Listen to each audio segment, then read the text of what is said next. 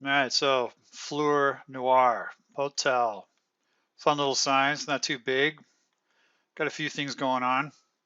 So let's go over the lay of the land and then we'll get down to it. So here's how the parts work. I got it broken apart to frame pieces, various faces and frame parts and whatnot, jigs.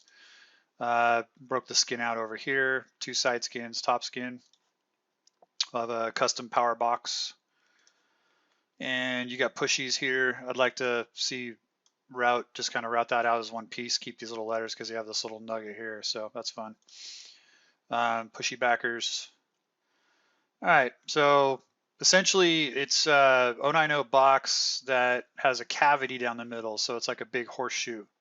So this is sort of a artist rendering. This is what it's mounting to existing. I'll be referencing the power hole. This is a like a piece. This is I think it's like an 1.25 inch steel tube. That's where the power comes in. You'll have the street side, which faces the street, and this is north, and that's the south side.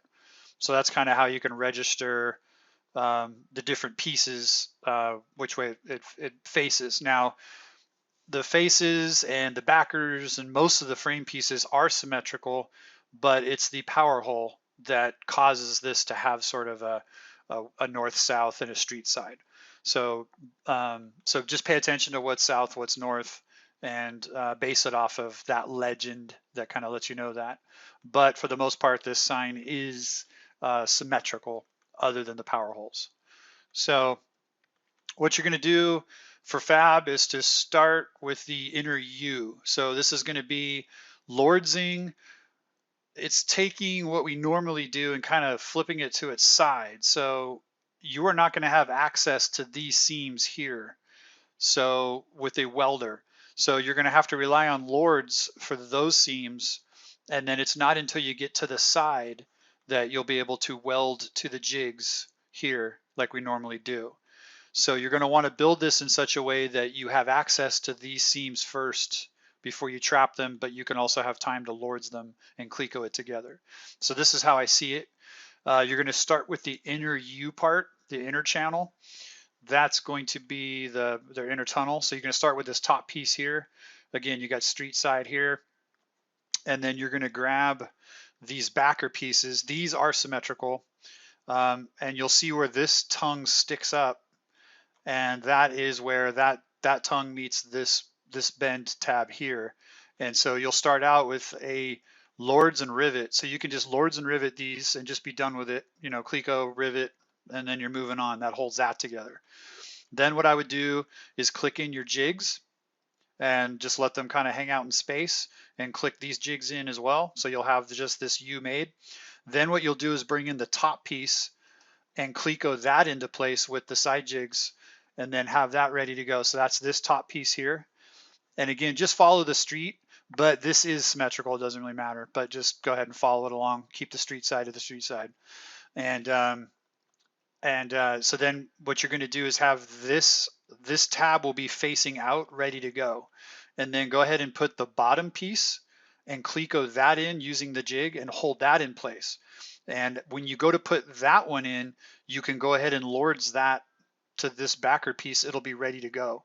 So go ahead and lords and cleco that. So that at that point you will have this seam lords, and you'll have like this seam, and then this front facing seam will be ready to go, and then this front facing seam will be ready to go, as well as this side. Then you're ready for this face. So that way you can lords this, and then cleco the ends, and then introduce the face to this bottom piece here, and you can introduce it to the top piece, this surface up here. So that'll be that. So you lords a lot. So essentially all of these long facing seams are going to have to be lords and put together in turn, so that way you can access them.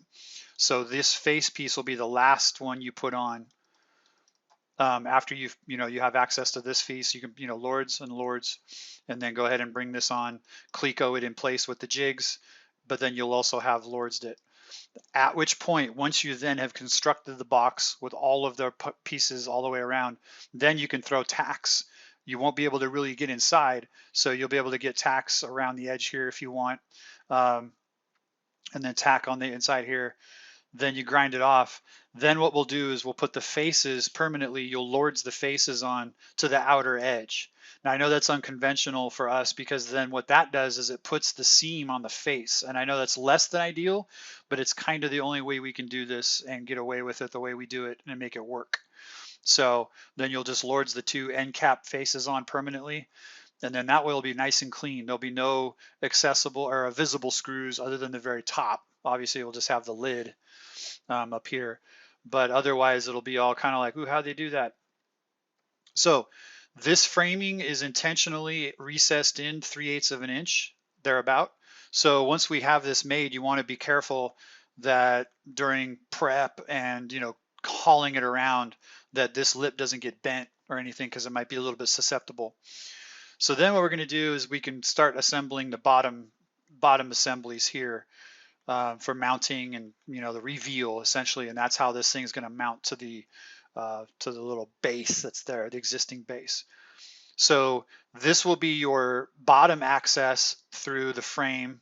That's like right here. So you'll be able to reach in and assemble this thing while these bottom pieces are not in there yet. You'll be able to reach in, so that way you can access your bottom push throughs, and then you'll be able to reach in through the top. So you'll be able to kind of reach in this area here, and that'll give you just that much to kind of reach in here and do your push throughs there. And then you can also secure the pushy backers. The pushy backers are just wide enough to fit through this toaster slot. So your access will be through here, through the top, and through here.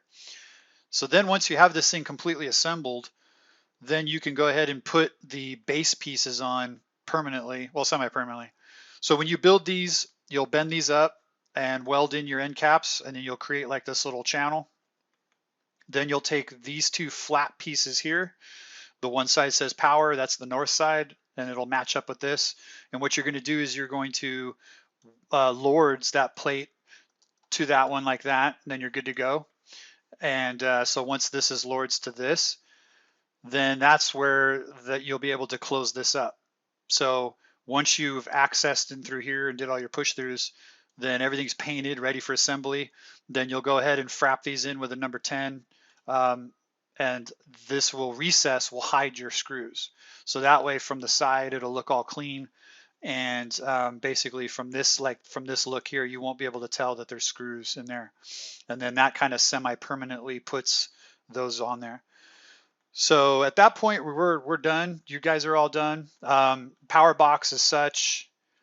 You'll have your lid. The lid has no holes in it, so that way it's good waterproof. It's just going to sit on top. It's not going to go anywhere. You'll have your switch side. I'll have 3 holes here for Clico reference. You're just going to lords this box into the top of the tunnel that sits right up there, and the switch will have the access towards the back there. You'll just reach in and reach up in and flick it on and off. And then you'll just bring in your power. So install, when it's time to do this, you'll see that this is where that little that hole is in the base, and you'll be able to run your primary, just kind of tuck it in behind the LEDs, and then get it up to the top of the tunnel here, and you'll be able to access it through one of these holes here. So that brings that home for that real easy. And so I think that's it for fab. So I'm going to show for install. This is what I have cooked up. Because you're going to have 2 separate mounting pieces, you're going to want to make sure that they all kind of line up. So I made these tools for you. So for fabrication, you're just going to take these pieces and either tack or lords these in, and that's it. So these will be separate install bars that you don't have to attach or anything to the sign. The sign itself is just going to sit like this in the fab shop. There's no reason to put these blue insert ones. These are purely for install. So install, what you're going to do is take these guys out into the field. You're going to have 2 install jigs. You'll have install part 1, and you'll have install part 2. So look for these. Fabrication, make sure that these 2 pieces get bent and that they get to install. So what you're going to do is take install part 1, and you're just going to lay it on top of the black box here. Install part 1, once it's bent up, will be the size of the sign. So you'll be able to line it up, kind of center it, kind of measure it out, get it kind of centered how we want it. And at this point, your power should be lining up with our hole there, so there shouldn't be any issue right here. So you just use this jig to lay it out, get it figured out, and then you're going to drill your 6 holes. Boom, boom, boom. Okay, so now you're done with part 1 jig. Then what you're going to do is you're going to take those bars, these bars here, and you're just going to go ahead and put them in place and go ahead and frap them down to the base, but not too tight yet. And then what you're going to do is you're going to snuggle install part 2 is the distance you need between the two. So you're just going to insert that bent piece of metal, and you bonk these up against, and then you just line them up along the edge, and that will place these 2 bars, these 2 separate bars, that'll place them right where they need to be, and then go ahead and tighten it down, and you're good to go. Then you can just remove install part 2, get that out of the way, and now these 2 bars are set up where they need to be. They'll be all lined up. So just get install part 2 out of the way. Then what you do is just bring this home. So then you just drop this down and it'll just clunk. You'll see I've got a lot of room here, so it doesn't have to be perfect, but I got a lot of room. And then you'll have access to these 3 holes. I'm not pre-drilling the blue parts. I'm not, so you'll just do a self-tapper. So wherever this kind of lands, you'll have a lot of play to mess around with there. So that way you'll just have these screws hidden, bring black touch-up paint, and you can touch up the holes or the screw heads right here. That's where they'll hide. So that way nobody will really see them, and it'll be kind of like, ooh, how'd they do that? So that keeps us from having to have any screws on the sides. This will all be nice and clean, and so it'll look real sexy. So that's kind of how I see it. And like I say, install at that point, you can just feed your power up through and just kind of get it up to the top here. Just kind of work it through. As far as the LEDs you can just stick directly to the back there, and then just collect them up to the top. So I think that'll do it. If you have any questions, hit me up. Oh, you thought we were done. So I was just posting the video to YouTube and I got new information. So I had to update the files, and rather than scrap that video and start over or try to edit it or whatever, I'm just going to add this to the end here. So everything on the file or on the video before it's all good to go.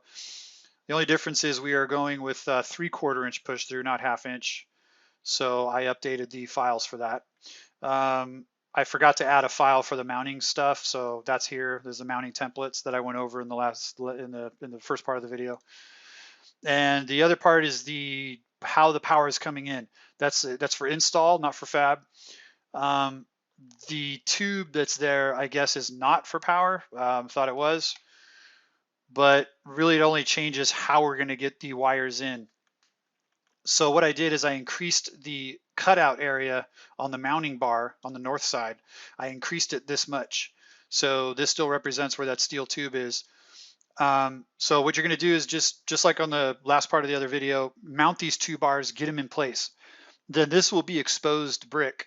And then I'm thinking what we need to do at that point, I know it's easier said than done, but you'll have this exposed area, is to start your drill bit out here and just try to do a roto hammer as shallow as you can without chipping anything, and just hack in a hole as best you can and just get the wires to this area. As long as we can bring the wires in sneakily and we're in this area, then there's nothing to be changed from what I had in the other video or the other part of the video. Is just bringing the power in and stuff. I don't think it's going to be acceptable to have any kind of conduit that's attached to the side and run up the middle. The idea is that this is supposed to just be totally sexy and just completely open without any sort of junction boxes, or we sure as heck probably can't run a piece of conduit straight up into the top there. I mean, obviously it'd be the easiest thing to do, but it would look horrible. So I mean, unless that's something they sign off on, then fine, but I'm just thinking that's not the way. So I think it would work to try to just hack a hole through there and get it into the gravel and just run your wires in and just get it into the sign that way. So otherwise that's it. So I updated the files, updated the PDF, so we're good to go. I think that should do it.